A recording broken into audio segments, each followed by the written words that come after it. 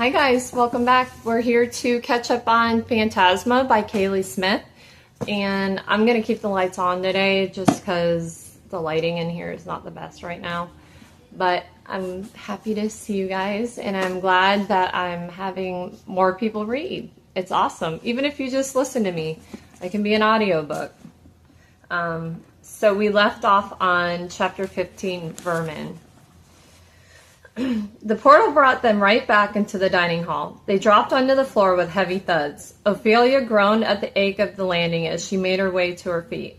The boy, however, stayed on the ground, losing the contents of his stomach all over the carpet. She cringed, sidestepping out of the onslaught's path, and looked around to find Cade and his accomplice shoveling food in their mouths at the far end of the table. "You almost got people killed," she said, seething, stalking toward him. "And you're sitting here stuffing your faces?" "Not our problem," Cade said. "You were there before me and Bo. You should have taken the opportunity when you had it." "There can only be one winner," Bo added. "It's every person for themselves." Ophelia wrinkled her nose at them. They were heartless scoundrels. She had been much too focused on the insidious dangers Phantasma would throw at her and foolishly overlooked the threat that her fellow contestants posed. "You could have waited a bit longer to make sure as many of us could get through as possible before waking the hound. You're both selfish pricks." Cade laughed as he set down the leg of roast chicken he had been ripping into, as if what she just suggested was the most ludicrous thing he'd ever heard. "Don't be so naive, little mouse. Of the two of us, I think it's you who is closer to Vermin," she spat at him. His expression quickly turned to a sneer. "If it's between everyone else and me, I'm choosing me. You think I want to be here? My family gave me the option of going back with the prize or not going back at all. I don't give a fuck about your sense of nobility." "Besides that, Devilsdale," Bo chimed in before the vein in Cade's forehead ruptured with anger, "he already ran off to offer a bargain to whoever needed one in there. That's how this place works, and if they're smart, they'll take it. Otherwise, it's their own fault that they die." "A devil's bargain is not a mercy," she reprimanded. "It's deplorable of them to prey on victims like this." It was becoming apparent that these were not the devils of her sinful daydreams, the ones that could take advantage of defenseless souls but chose not to, using their magic for their sensual desires instead of insidious games. But isn't that why she had always so closely adhered to her mother's rules? This was the devil's true nature, and made her sick to think she ever imagined getting whisked away by such darkly perverse beings. Bo wiped the back of his hand across his freckled face, smearing the shiny grease from his meal off his lips before he spoke.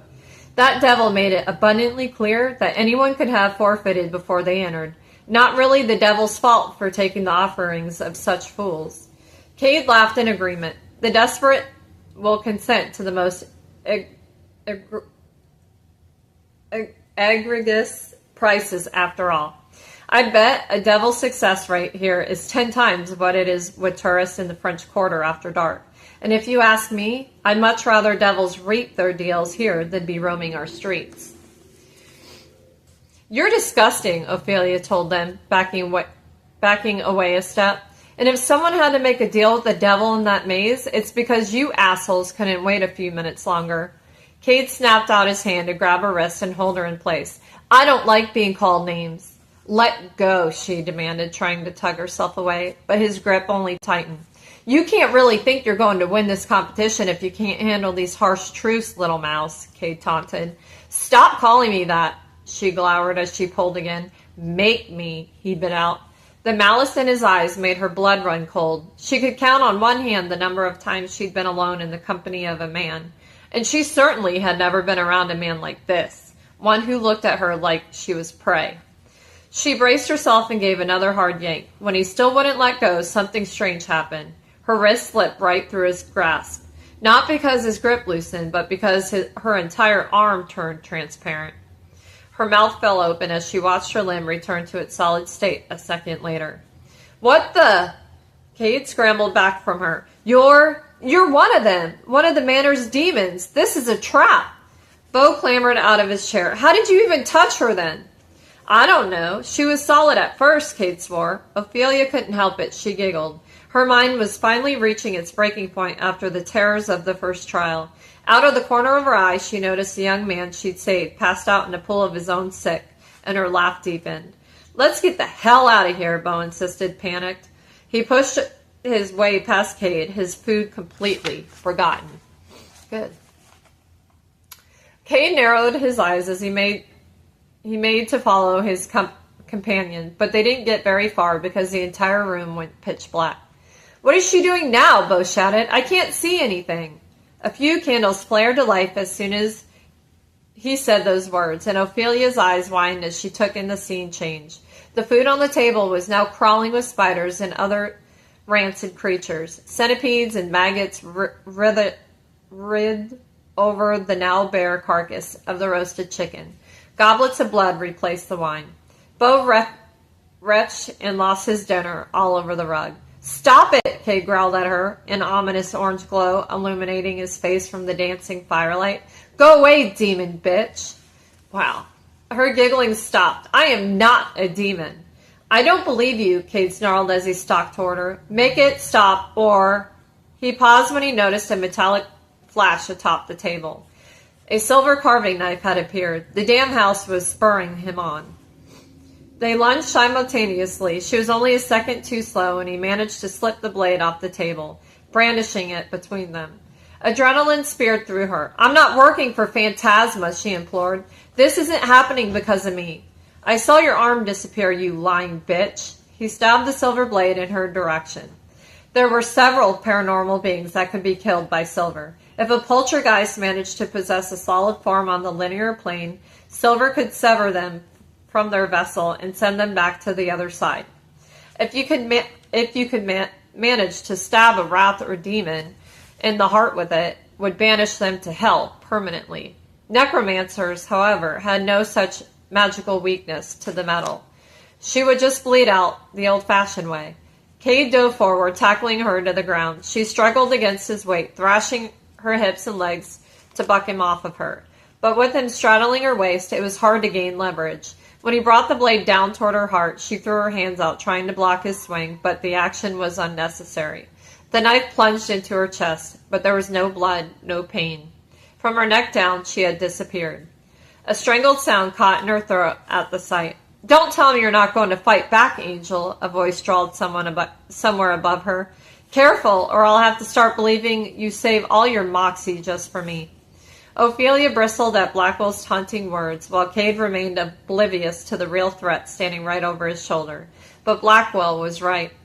Before Cade could bring the knife down again, she summoned the small amount of magic she had left after her confrontation with the Hellhound, and sent all of it right into the bastard's abdomen. Icy blue sparks crackled through the room from her palms, and Cade flew off her, passing through Blackwell's transparent form and landing on his back with a thud. She scrambled to her feet. Cade didn't waste any time recovering, pushing up from the ground more pissed than before. Blackwell was grinning down at her like a fiend, and her breath hitched as she watched him shift from his non-corporeal form to something just solid enough to grab the neck of Cade's shirt and yank him back before he could advance on her once more. Cade stumbled in confusion, his arms flailing in panic as he tried to twist around and see what had caught him. Blackwell's grip held firm. Cade looked at her and demanded, "Let me go." "I'm not holding you," she told him, palms up to demonstrate her innocence. "Stop lying to me, bitch." "Ah." Blackwell spun Cade around to face him now, Cade dropping the knife to the ground in shock. Then Blackwell solidified himself completely. "Call her a name one more time," he threatened, his tone bored out his eyes, alight with mischief. "I dare you." Cade gawked at the sight of Blackwell's tall frame, but his expression quickly soured as he spat. "Incredible! Even demons have horrors." Blackwell grabbed Cade's wrist and twisted his arm until he screeched in agony.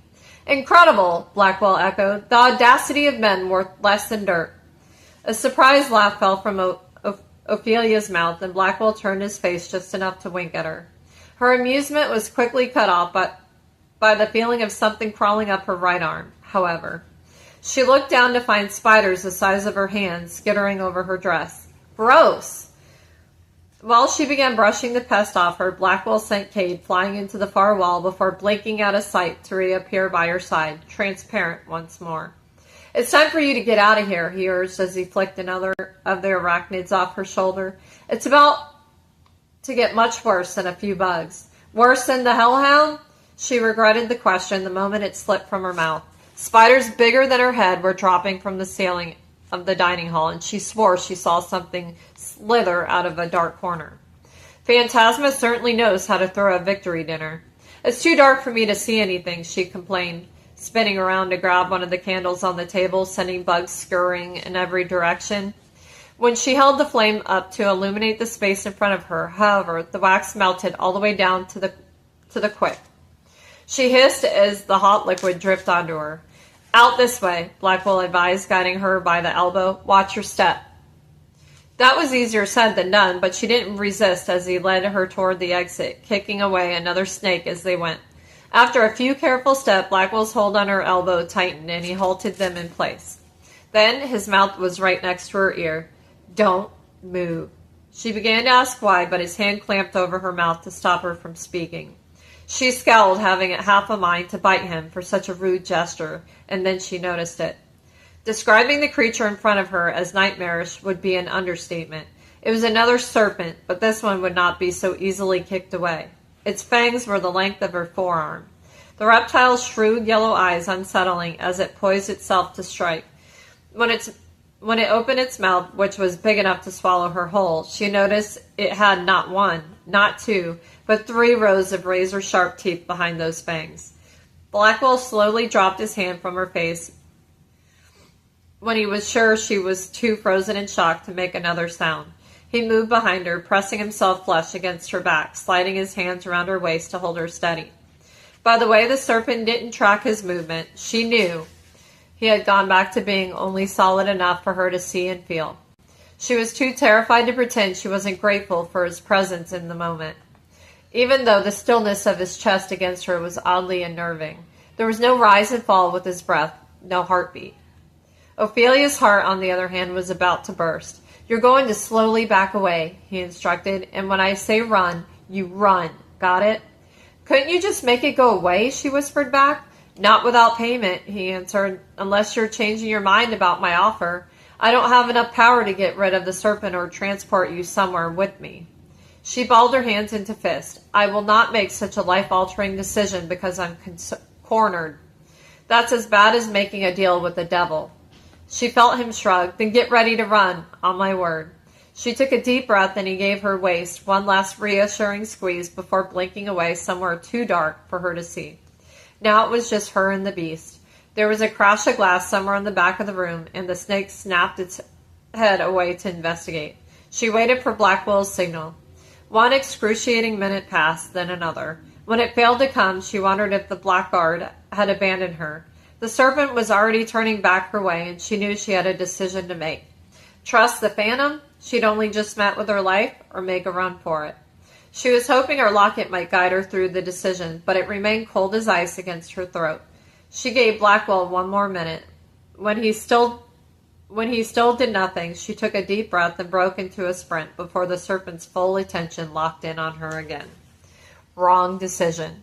Her movement recaptured the serpent's interest, and the creature darted forward, striking out with its head. She didn't even have time to scream as she dodged to the side, crashing into the sharp edge of a marble pedestal and sending the stone bust that adorned the top crashing to the ground. As she fell forward to her hands and knees, one of the shards from the statue sliced open her left palm. Fuck! She cradled her palm to her chest and twisted around to see the snake poising itself right above her. When it lunged out this time, she wasn't fast enough. As the creature's fangs pierced through the soft flesh of her shoulder, the room shattered with the sound of her shriek. Chapter 16. Such Trouble. Warm blood soaked through her chemist... and spilled down the front of her ruined corset. The serpent unclenched its jaw from her shoulder and readied itself to strike again. She lifted up her uninjured arm, trying to conjure even the slightest bit of her magic as she held her palm out toward the beast. She knew the well of power inside of her was nearly depleted, and just a few small blue zaps managed to put her out, the sparks quickly snuffing away like the last embers in a fireplace. Her magic wasn't like a witch's or demon's. It could not transform into ice or fire or any other element. A necromancer's magic came out as pure energy, so while she could light a candle with her magic's friction, she wasn't able to actually wield the flames. Necromancers were meant to be a bridge between the corporal plane and the other side, to bring life and energy to that which was dead or undead.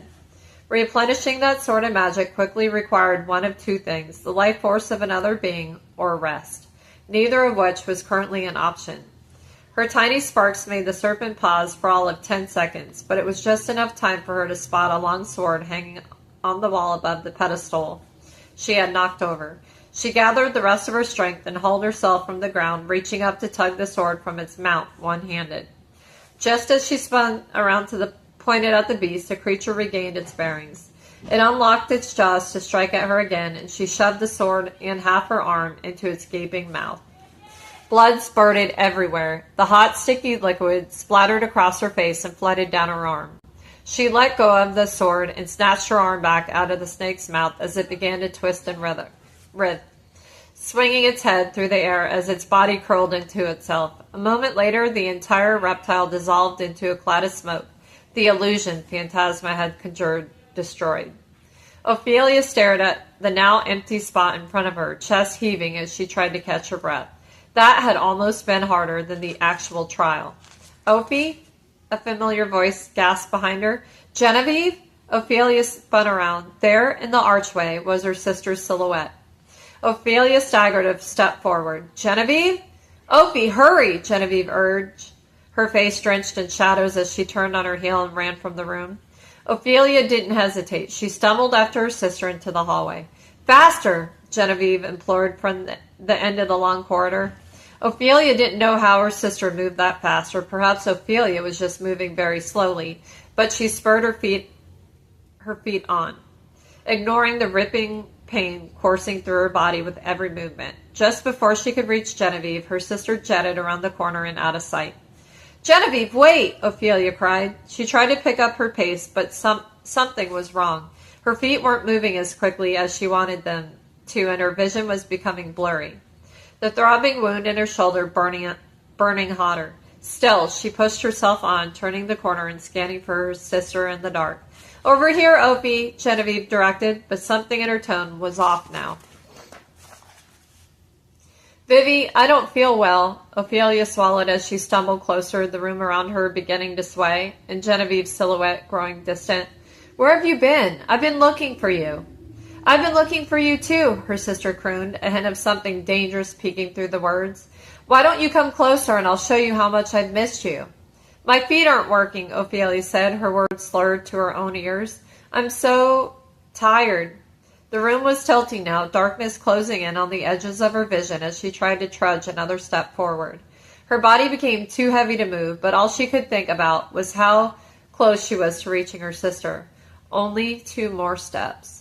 Before she could take them, however, she heard something thud in front of her, and then a pair of arms scooped her up off her feet and carried her through the shadows.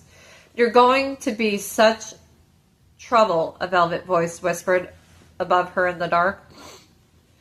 She hadn't realized her eyes had fully shut until she tried to pry them open to see who was speaking. But she couldn't. Her lids were too heavy. She knew the voice didn't belong to Genevieve, but she still tried to whisper back to ask if they could take her home. There was no answer. For a long moment she felt like she was floating in the air, untethered by gravity. Then she was sinking into something soft. She thought she heard something rip, followed by words she didn't understand. And a beat later, something cool draped over her feverish forehead. The velvet voice said something else, but she was already slipping away. Night 3 of Phantasma. Chapter 17. Oath. Ophelia woke the next day drenched in sweat. A damp cloth was covering her forehead and something warm was pressed against her hip. As she struggled to sit up, a mool of protest rang out. "Careful!" a voice warned just as shooting pain went through her arm. She blinked her eyes open to find Blackwell sitting in the armchair across from her bed and Poe lying by her side. The cat glared at her for disturbing his slumber. "What are you doing in my room?" she croaked to them both, reaching up to remove the cloth from her face. "No, not a cloth. A ragged piece of shirt? You almost got eaten by a giant serpent, and that's the first question you have?" He raised his brows and leaned forward to prop his elbows on his knees. Not, are any of my limbs missing? They aren't, by the way. She took him in for a long moment, noticing that something was different. His outfit had changed. Instead of the black checkered suit and shirt, he was now wearing a three-piece ensemble made entirely of a Viridian silk. His long coat had polished gold buttons, and his cravat was so slightly askew where it was tucked into his vest. What happened? She finally asked, her voice still thick. What happened is that you're incredibly impatient, he answered flatly. She tried sitting up again, wincing when she put pressure on her right arm. He shot to his feet to assist. The snake, she realized as he gently propped her back against the headboard.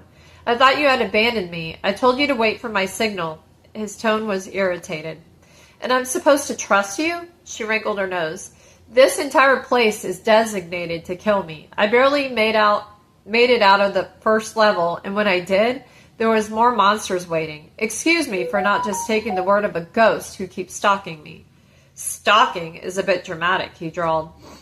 She only glared at him. He let out a frustrated breath. I could have not offered to help you at all. Does that not warrant at least a sliver of confidence that I'm not trying to get you killed?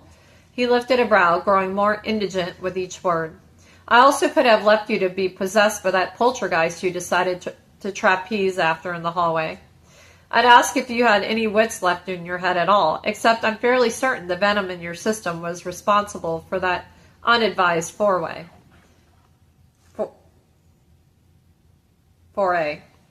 Poltergeist, she questioned. Poltergeists were the souls of deceased demons that had managed to weasel their way here from the other side and had the same abilities as regular apparitions with one major addition. They could possess you. And if they possessed you long enough, they could steal your soul and resurrect themselves back to their original demonic forms. He narrowed his eyes. Yes, another few seconds alone and it would have swindled you into a possession. Poltergeists will shapeshift into people you care about and lure you in, so you shouldn't trust anyone you think you might know here. If your sister is in Phantasma, she is not in your group or this wing. Until you reach level 7, it's safe to say you should stop looking for her. I thought a necromancer would know to be more careful about such a trick. The last bit brought her blood to a full-on boil. Excuse me for not being in the best mindset after fighting off a giant serpent. I don't think making one mistake under the influence of venom is an accurate reflection of my skills as a necromancer. She glowered at him. I did just fine against the hellhound and getting myself out of that maze by myself. If you think I'm so incapable, why are you pestering me to help you with your silly little scavenger hunt? Blackwell snorted. I didn't say you were incapable. In fact, I was mildly impressed with how you managed to get out at level 1. And most people drop within 2 seconds of being injected with so much venom, if they don't faint from seeing a beast like that in the first place. So I think you're rather a force to be reckoned with there, too. She gaped at him. You saw me in the maze? How? He shrugged. The levels of Phantasma take place on different linear plane than this one. Corporal souls can only see what has been created by the devil who runs each level. But those of us able to shift between planes can watch the events from the outside. So this is all some sort of sick entertainment to the apparitions here? He shook his head. The apparitions don't really invest themselves much with the happenings in Phantasma outside of their debts. The devils, on the other hand, they have a betting pool for each group. Don't worry, you're not in their loser brackets yet. Her nose wrinkled. That's sick. He shrugged again. A devil is a devil. And you? She asked. What about me? He lifted a brow. Do you usually watch mortals run away like ants trying to escape their deaths? Is that entertaining to you? No, I'm usually helping my chosen contestant survive, he told her. Since you turned down my bargain, I didn't have much else to do. Besides, I find the interpersonal group politics much more entertaining to watch. 2 of your group members have already begun quite the sordid affair. She ignored that last part. So, you watched to see if I'd fail without agreeing to your bargain? He huffed a laugh. Partially. You did well, but I do think you underestimate how much harder the trials can get. That first one was easy compared to the others. That was supposed to be easy? He smirked. You get the picture then. She moved to hug her arms around her torso to comfort and flinched when the action pulled on the wound at her shoulder. She pulled her sleeve down to see a long, jagged bite mark marring her skin, and something else, a small golden star-like marking she had never seen before. Her prize for completing the first trial, she realized. She wondered if the glittering tattoo would be permanent. Your arm is in pretty bad shape, Blackwell cautioned as she tried to move again. And I can't help heal you until... That's what this is all about, she accused, jabbing a finger in his direction in disturbing Poe's slumber enough this time that the cat finally winked out of the room. Let me guess, you summoned that serpent yourself so you could pretend to save me from it and trick me into trusting you. I had nothing to do with the serpent, he retorted. That was a manifestation of one of the other contestants' darkest fears. The one you saved from the hellhound. It was a secret he paid to enter Phantasma. The manor chooses when to utilize those, and I'm not trying to trick you into trusting me. I'm trying to show you that we can help each other. If you'd listen to me, that is, he muttered the last bit. She had the sudden urge to stick her tongue out at him, but she resisted, and the corners of his mouth slowly turned up as if he knew that was exactly what she wanted to do. I don't need your help, she maintained, and I can heal my arm myself. I just have to get a good night's sleep. He snorted. Yeah, good luck with that here. But that reminds me, you're stretching your magic too thin, too quickly. You're going to burn yourself out. I, on the other hand, would be able to heal your shoulder completely with very little effort. Even better, the next time you found yourself in a ghastly predicament, I could simply transport you away and you wouldn't have to worry about using up your magic before the next level. And why is it that you can't do any of that without a blood bargain? You helped me back in my room, didn't you? And being corporal long enough to carry you back here took a great deal of effort, he revealed. The only way I can do such things consistently is if I have a connection to something living. The decade you're asking for, she said with realization. That's how you become a phantom. That's how you sustain yourself to become more powerful than normal ghost. More solid. Yes, he confirmed, and she could swear she heard a smile in his voice, as if what she had said was an innuendo of some kind. My powers are stronger during a blood bargain. You'd be able to summon me at will. She bit her lip. She had to admit his offer was sounding more enticing the longer she thought about it. And like he pointed out, it wasn't as if she would be able to look for Genevieve unless she made it past the next 6 levels anyway. So she would have plenty of spare time over the next few days to search for his key. And if you take a decade from me and that's all the time I have left, I would die? You could have died 10 times in this manner already, he told her, but you're right, that is a possibility. Still, it seems less painful to me than, say, getting ripped to pieces by a hellhound. Aren't you afraid that even if I do find this key, you still might not be able to pass over fully? That you'll be able to leave Phantasma but not have any other place to go? That's a risk I'm willing to take. Life happens, even in death. No use worrying about things that haven't occurred yet. She was silent for a long moment as she mulled over his words, but she knew in the back of her mind she had already made a decision. She could hear her mother's voice scolding her for what she was about to do, but she ignored it. Her mother wasn't here. She shooed him away from the side of the bed so she could stand, her right arm hanging uselessly as she straightened herself up before him. What are the terms, exactly? His green eyes blazed with excitement as he cleared his throat and declared, If you agree to this blood bargain, I vow to use our connection only to answer your summons and to help you in any dire situations. In exchange, you have until you leave Phantasma's grounds to find my anchor. A heart and a key, according to you. Failure to find it will result in you transferring 10 years of your lifespan directly to me through the blood bargain. Not a second more or second less. And if I do find this key, she tilted her head, I want payment for that. Something sparked in his eyes at the request. What would you like? She didn't hesitate. My family has a debt against our home. I need money to pay it off. I'm a ghost, he deadpanned. I don't have access to mortal currencies. Well then, how about finding and keeping tabs on my sister? You should be able to see if she's in another group, right? You don't get your prize until after you complete our bargain, he reminded her. But if you win the competition, a gift from me seems moot away considering Phantasma's prize is better than anything I could offer. I don't care about winning, she told him. You should. The winner gets a devil's grant, one of the most coveted omnipotent favors there are, and you could use it to settle your debt. Make it to level 7, find your sister and convince her to forfeit, then stay and let me help you win. Why go through 7 levels of hell to find her just to give up and go home when you've only got 2 levels left? She hated to admit that he had a point. As he searched his eyes for a sign of sincerity, he reached out and lifted her left hand, turning her palm face up. He traced one of the long lines in the corner with his index finger, and she felt her locket warm against her skin. This is your lifeline, he told her, and she watched as her arm broke out in goosebumps.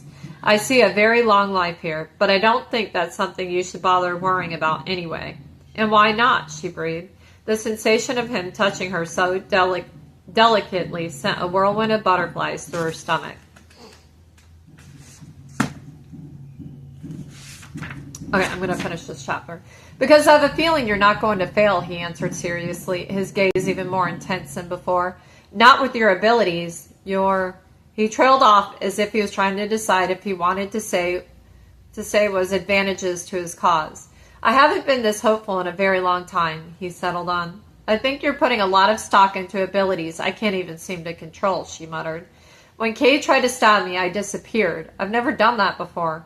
My mother never mentioned that's something necromancers were even capable of. Maybe that power is particular to your personal brand of magic, he suggested. It's possible for the same types of beings to have unique abilities. She sighed. My mother is turning in her grave somewhere at me having this conversation with you, though I think she'd be more upset that I drove Genevieve away in the first place. Do we have a bargain or not? He prompted. One last thing, she pressed. The bit with the heart, I'm not capable of killing anyone. We'll have to find a way to get that piece of this puzzle ethically. You'd be surprised what you're capable of doing under the right circumstances, he said. Let me rephrase. I don't want to be capable of that. She looked down at her hands. It's enough so that many people already think necromancers are dark, even evil. I will not stain my hands with blood and prove them right. He sighed. Hearts are everywhere here. Let's focus on the key first and cross that bridge when we get there. Do we have a deal? She took a deep breath and finally nodded. We have a deal. Make the bargain. He disappeared abruptly and then reappeared a second later, now with an ornate onyx dagger in his hand. He held out his palm for hers, and she gave it to him, watching intently as he ran the steel blade across her delicate skin. She hissed at the pain while he lifted his own hand and made a similar cut before clasping their bleeding slashes together and closing his eyes. He said a few words in a language she recognized from all the times she's eavesdropped on her mother's appointments, and sucked in a sharp breath when her entire body flushed with the pulsing heat. The sensation was the closest thing she could imagine a high would be, but it faded just as quickly as it had come on. He dropped her hand gently. Whenever you need to summon me, all you must do is recite my name 3 times. I'll come. 3 times, the shadow voice purred. Satisfied? Whenever? She lifted a brow. So if I want you at my beck and call every second of the day? Yes, he confirmed with amusement. You can summon me any time you want. The morning, the afternoon, the middle of the night. She cleared her throat. Wherever his thoughts were trailing off, she did not need to follow. I got it. What about my injuries? He placed a hand over her shoulder, causing her to grit her teeth, and after a few more words in the same language, all the pain melted away. She looked over to inspect his work, rolling her arm in its socket to make sure it was good as new. The only evidence left of the ordeal from the night before was the dried blood crusted on her skin and clothes. Thank you, she told him sincerely. Now what? Now we begin. So, we left off on chapter 18, Burning Question. Wow. Hopefully that was a good bargain. I think it probably was. It has to be. Because he's been helping her, and I think that's going to be the romance between those two. But thank you guys for being here, and we will continue tomorrow. I'm excited about this book. All right, guys. Bye.